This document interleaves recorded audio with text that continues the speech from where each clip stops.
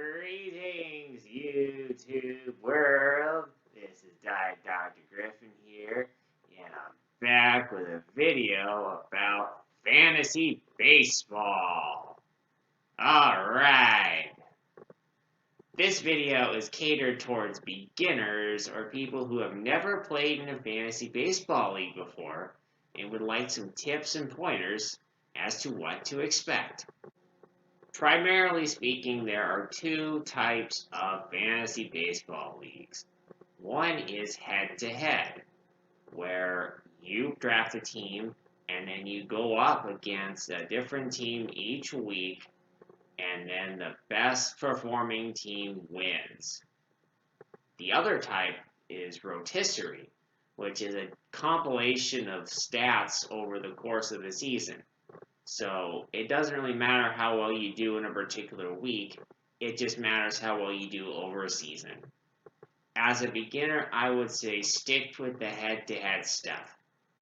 I would stick to head-to-head because it plays much closer to fantasy football, which I would think that many people who are getting into fantasy baseball have probably played fantasy football before, and maybe some have played fantasy basketball, depending on your preferences. And that leads into my next point. Understand the commitment that you're getting into. Running a fantasy baseball team is much different and much more intensive than running a fantasy football league, where you may have to make adjustments for one or two games a week. Fantasy baseball is an everyday activity for the better part of 6 months when we're playing full seasons. 25 weeks, generally speaking. Every single day, you have to make roster moves because guys on your team may or may not be playing, and you don't find that out oftentimes until an hour or two before the game starts. And COVID, man, made things crazy last year, where games were just getting canceled left and right. And of course, a game can get rained out on any given basis as well. If you're not the type of person who wants to be managing lineups on a day-to-day basis, you're probably not going to enjoy fantasy baseball much. And you're likely to either just give up a month or two in or just rip your hair out for the entire duration of the season. Something that I have done before myself. Stick with a public league versus a league where you're paying to get in because you're going to get stiffer competition in those kind of leagues, and you also don't want to lose money if you find out that a month or two in that you can't stand this. The big thing that you have to do at the beginning is draft your team. And a fantasy baseball draft will typically go 23 plus rounds, depending on your format, the number of players in your team. Typically speaking, it's 23 in a Yahoo league, which is the only platform I've ever played on. If you want to just do an auto draft, you can pretty much fast forward to the next part because I'm going to be talking a little bit about drafting, which I think is the most fun part of the season. Building your team in the draft. I have a few tips, and I may make a future video about in-depth draft strategies. But generally speaking, as somebody who's never played fantasy baseball before, I would highly recommend that you run a couple of mock drafts. And for the size of the teams, just use the one that you're probably going to play in, which more often than not will be 12.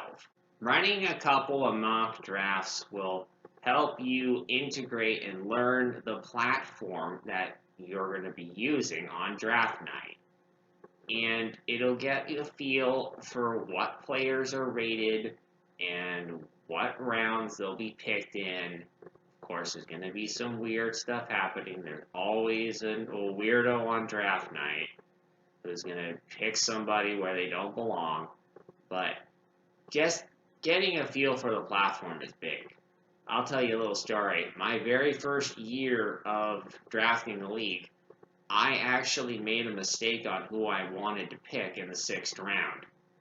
And I got lucky that it ended up working out for me because I drafted Patrick Corbin, but I really wanted Matt Carpenter.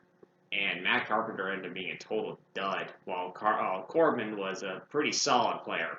So it's good to get a couple of mock drafts out of the way, and you want to pick different spots in the round to do those mock drafts in.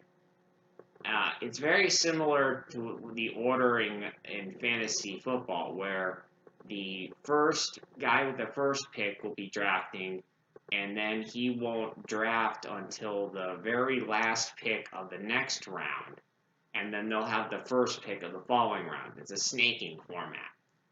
So if you're drafting at the top or the bottom of each round, you're going to have to be prepared to make 2 picks within fairly quick succession of each other. Where if you're drafting in the middle of the round, you're going to tend to have a more even format. So if you're drafting at the ends, you have to kind of think ahead a bit. Sometimes to make 2 picks back to back, which can be difficult. But it also can be easier. It kind of just depends on your abilities to problem solve and think ahead. And of course, the draft order is going to be random, so you have no idea where you're going to be drafting until about maybe half hour before the draft starts. So having some experience on multiple draft positions will help you have a better draft experience. And if you just want to auto draft, that's fine. Just understand you might not get the team that you want that way. And this little tidbit goes without saying, but don't be the dumbass who drafts the catcher in the 2nd round. Seriously, don't do it. Don't even draft a catcher until the last 2 rounds. Don't be a sucker. Catchers are more often than not the worst offensive position, and you have to pay such a premium to get a good hitting catcher that you're better off just drafting a catcher at the very end of the draft and then dumping them in 2 or 3 weeks if they don't perform, and then when somebody else oftentimes will show up and start playing well. There was a rookie in my league last year who drafted 3 catchers and drafted 2 of them in the first 10 rounds. Very, very bad. Shame. Shame. Shame. One thing that I think is a requirement for a fantasy baseball team is having an excellent fantasy baseball team name. A great team name would be like Dustin Pedroia's Dead Knee or Machado's Mistress. For the ladies out there who like Manny Machado. Having a fun team name just livens up the mood a bit. Nobody wants to just be there with Brian's team. Wow, what originality there, Brian. And last but not least, have fun. I failed with this myself because I felt some pressure before to win. And it kind of makes you make some moves sometimes when you don't really feel like it. And in fantasy baseball, especially, you have to kind of take a longer term approach because it's such a long season.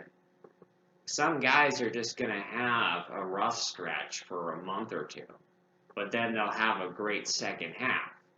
Or conversely, some guys will have an excellent first half and then taper off in the second half. But over a 6-month season, the stats tend to balance themselves out in many instances. So just try to have fun and be patient. Don't make any rash moves too early. Just try to enjoy yourself and have fun. Whether you're in first or last place, just have fun. Because if you don't have fun, you'll never want to play again. And we all want people to play fantasy baseball. We need it. It's so much fun. Just have fun, guys, please. like you do when you watch my videos. Have fun. There you have it. There's my video about the fantasy baseball tips for beginners, which I should have named as the title of my video at the beginning. Alright. Ta-ta! Did you like the video? Hit the like button. If you have some suggestions about some future videos or you just want to yell about how bad this video was, feel free to make some comments in the comment section. You can also subscribe to the channel by hitting the subscribe button so that you can be notified when my new videos are coming out.